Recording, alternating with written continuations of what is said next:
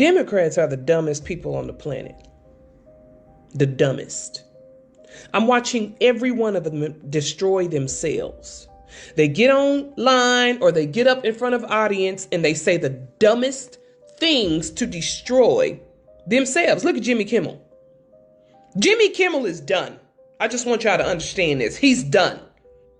He has no more credibility. Nobody cares for him. And after that comment that he made to Melania, saying that she looks like a widow. Our First Lady Melania is here. Look at Melania, so beautiful. Mrs. Trump, you have a glow like an expectant widow. He's done. He's done. He is done. Let me tell you something. Melania, she responded. And once the wife, people don't understand this. Most of the time, the wife is the one keeping the husband calm if she's not a treacherous person. Usually it's the wife that says, oh, honey, you know, they're just being who they are. Don't worry about it. Don't let it get to you.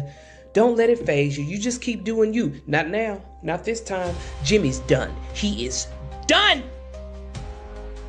That was the most disrespectful thing that you could say. When you tell a person they look like a widow, he's done. He's done. He is done. And he did it to himself. And I'm here for it. Where's my popcorn?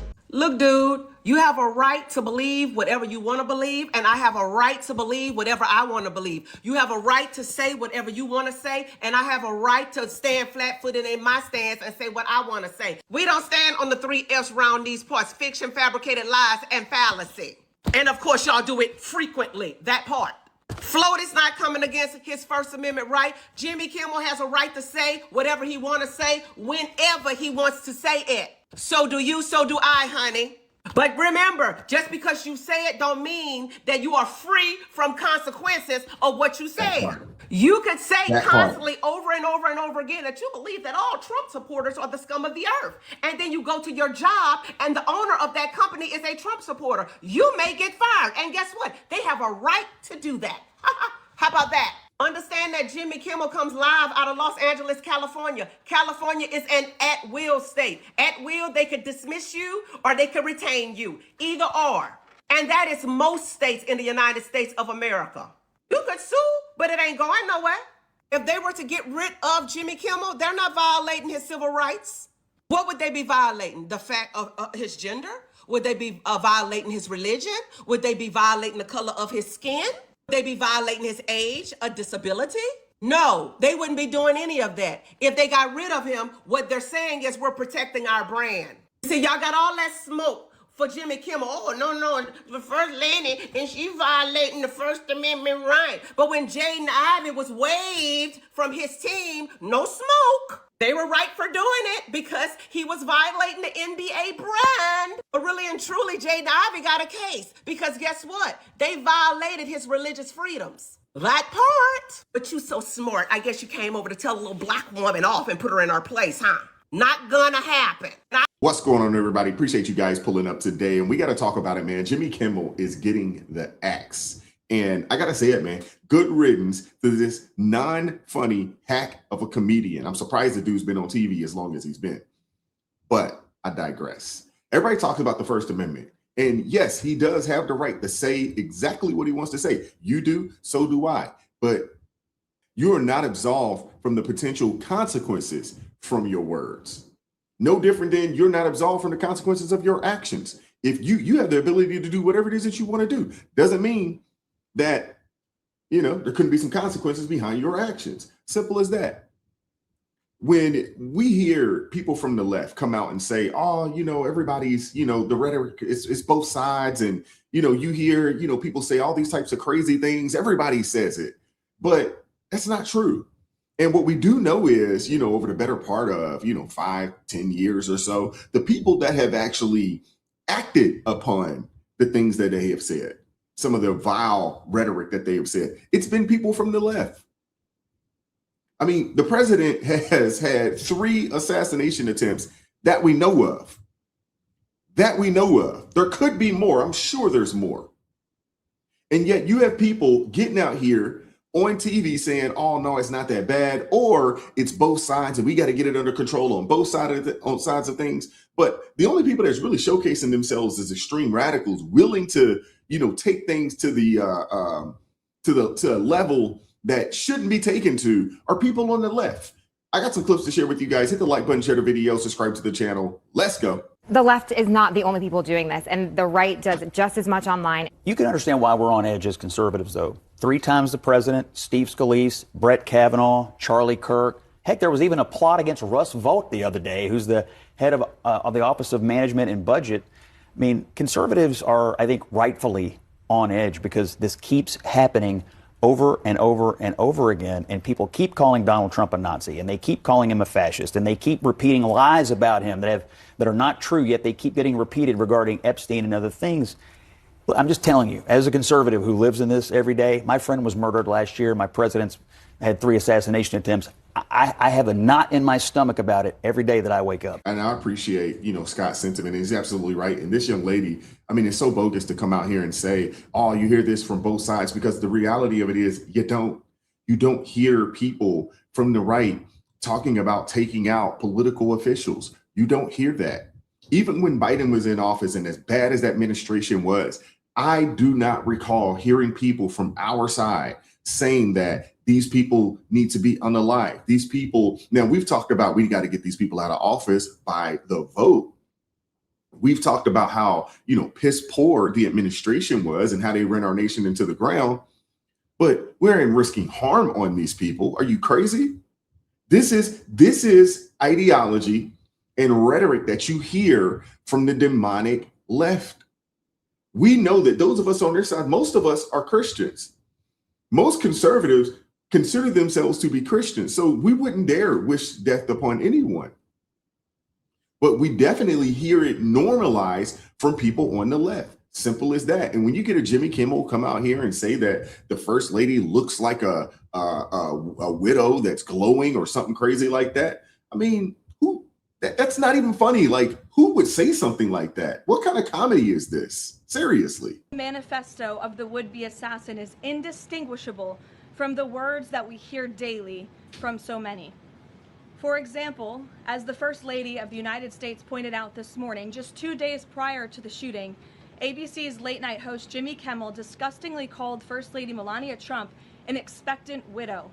Who in their right minds says a wife would be glowing over the potential murder of her beloved husband? And having experienced what I did with the First Lady on Saturday night, I can tell you that she was anything but that.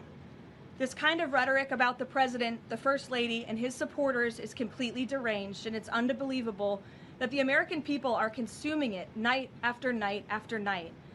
As President Trump said on Saturday night at this podium, we as Americans must recommit ourselves to resolving our differences peacefully and uniting around the shared values that make our country great. The deranged lies and smears against the president, his family, his supporters have led crazy people to believe crazy things, and they are inspired to commit violence because of those words. It has to stop. I agree. It needs to stop, but I don't think it will.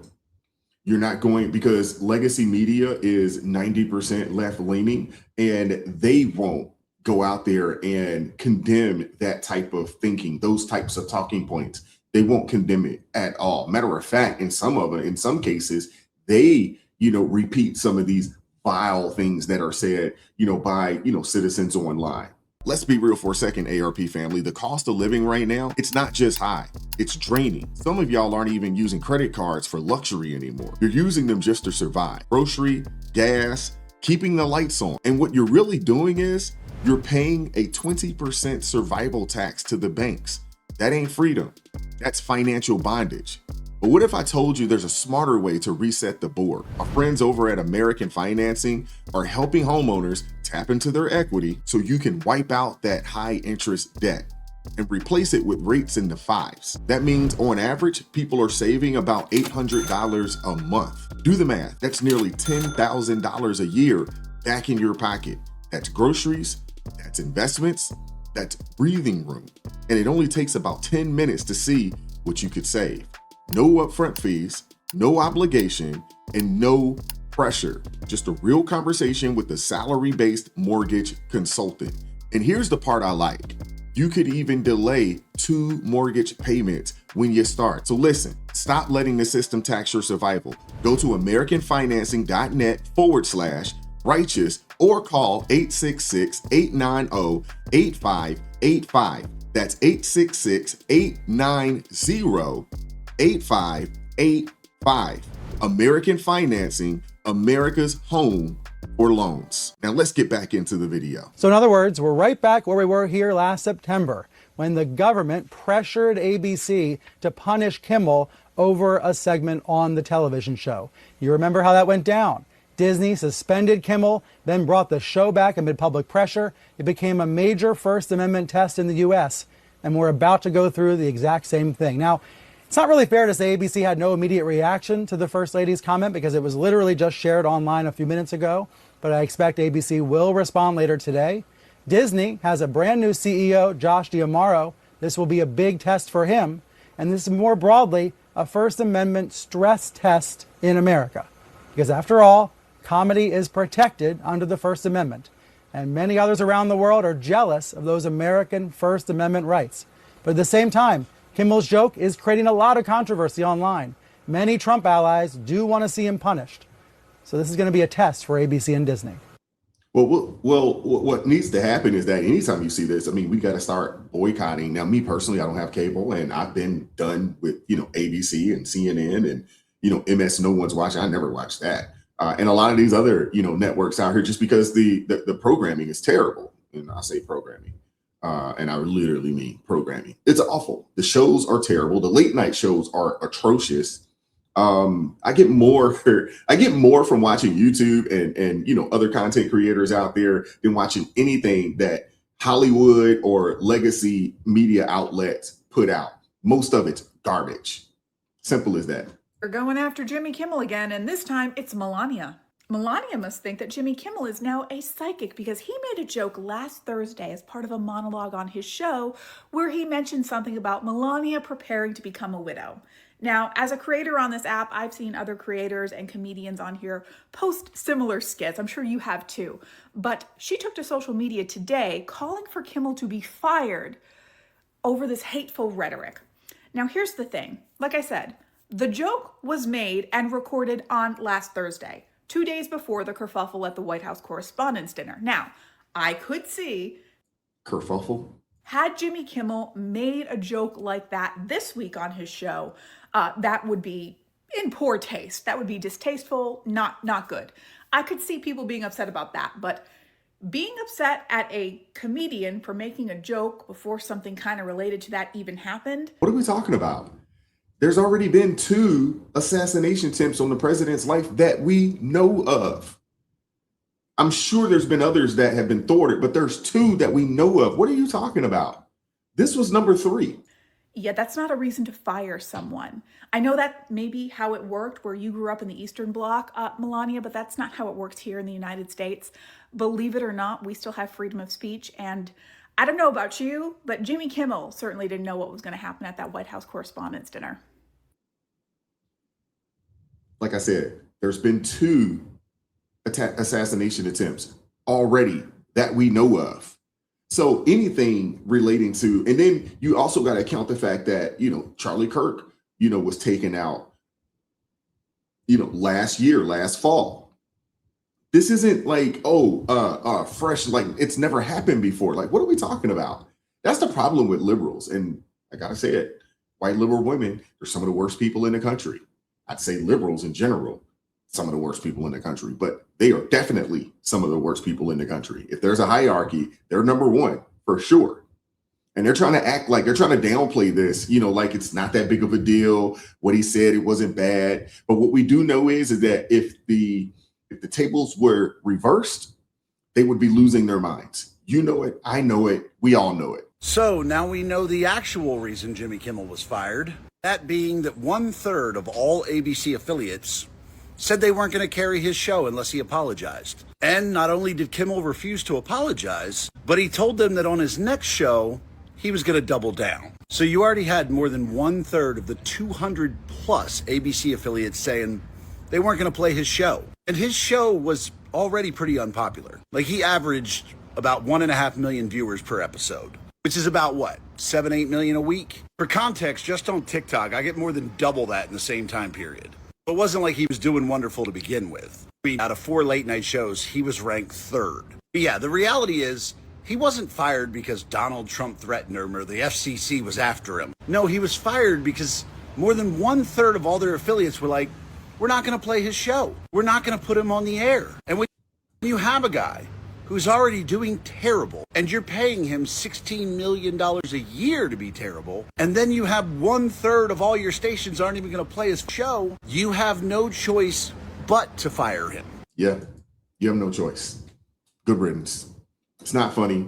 $16 million a year. I didn't realize he was making that type of bread. $16 million a year to be the number 3 late night show. Hardly, I mean, let's say he's hardly, but I mean, when you start talking, when you're making it $7.8 million or $16 million a year, and you're only getting 7.8 million viewers a week, yeah, that's not good. Just for context, we have 347 million people that live in our country. Yeah, that's not good. That's not good at all. But I want to hear from you guys. What are your thoughts on any of this? Hit the like button, share the video, subscribe to the channel, turn the notifications on to all so you never miss an upload. Consider joining the ARP family or buy your brother a coffee. That link's in the description box below. And as always, keep God first. Stay prayed up. We'll catch up with you guys next time. Peace. It is God who arms me with strength. Yeah, I'm battle ready. He trains my hands for battle. My heart stays steady. But thanks be to God, he gives us the victory. Through my Lord Jesus Christ, fear can't live in me. I was down to the dirt, red clay on my shoes, old pain in my shirt, oh so bruised. Then the Lord hit my chest, kicked air from my breath, put power in my step.